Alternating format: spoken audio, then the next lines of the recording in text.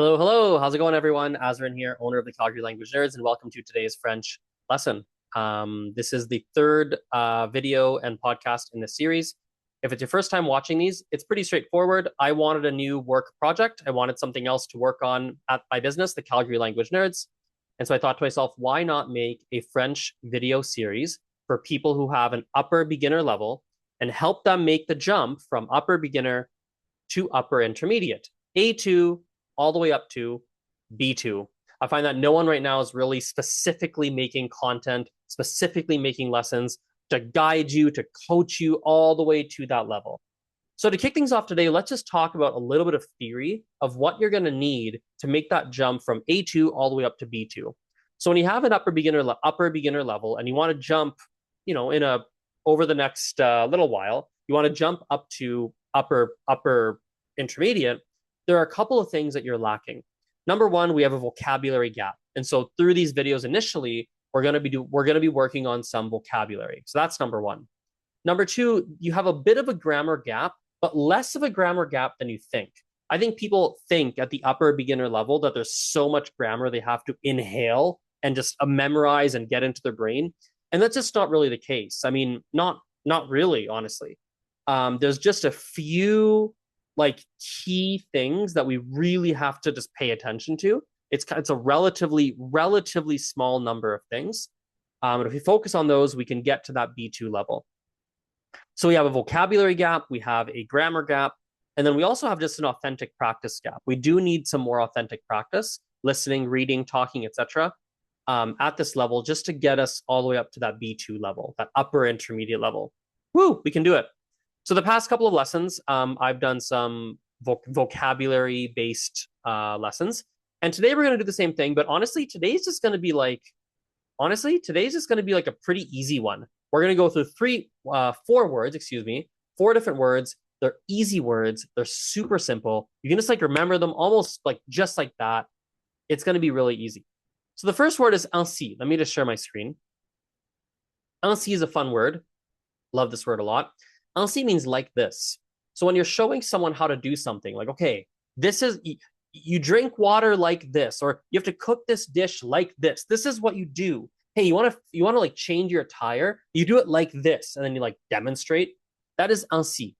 So for example, le chef cuisine ainsi depuis des années. Le chef cuisine ainsi depuis des années. The chef has been cooking like this for years. Or il faut mélanger les ingrédients ainsi. One, we have to mix the ingredients in this particular way. So it's kind of like a ta-da, look, this is how you do this. Ainsi, very easy word. Very easy concept. The next one is a word you might already know. It's le lieu. Lieu is a location or a place. It's very similar, by the way, to endroit. I'll type it on the screen. Endroit, exactly the same thing, pretty much. Just a synonym. So for example, quel est le lieu de la réunion? What is the location of the meeting? Or ce parc est un lieu magnifique pour faire un pique-nique. This park is a beautiful place to have a picnic. Pretty easy concept. Le lieu. Un lieu is a place or a location. Droit as well, a pretty easy word to understand. Not something you'll use, well, I don't know, maybe you'll use it all the time. I feel like the word droit, I feel like you'll just hear this more often than you'll probably use it. See, when I made this word list you're looking at, I used a book and I read through the whole book, and it was someone who went through and actually, in a very scientific way, wrote down which words are used the most frequently in the French language, from most frequent word all the way to least frequent word. And she did that for a very large selection of words. And what I did is I read through all of them, and I looked through what you would need to make the jump from A2 to B2. And then I just kind of looked at what you would need and what you don't know. It's kind of like a Venn diagram. There's words you need that you probably know at your level. There's words you need that you don't know, which we're covering right now. And there's words you don't know, but you don't need to get to a B2 level. So we have this little Venn diagram of very important things you do need. And so droit is probably one of those words that is good to know. So droit is the right, for example, you have the right to do something, or it's law, as in you must follow the law, for instance. So for example, one of the people watching these videos is a student of mine. She actually is someone who is studying le droit. She is studying law. elle étudie le droit, right? Or another one could be chaque citoyen, citoyen is a citizen, chaque citoyen a le droit de voter. Each citizen has the right to vote.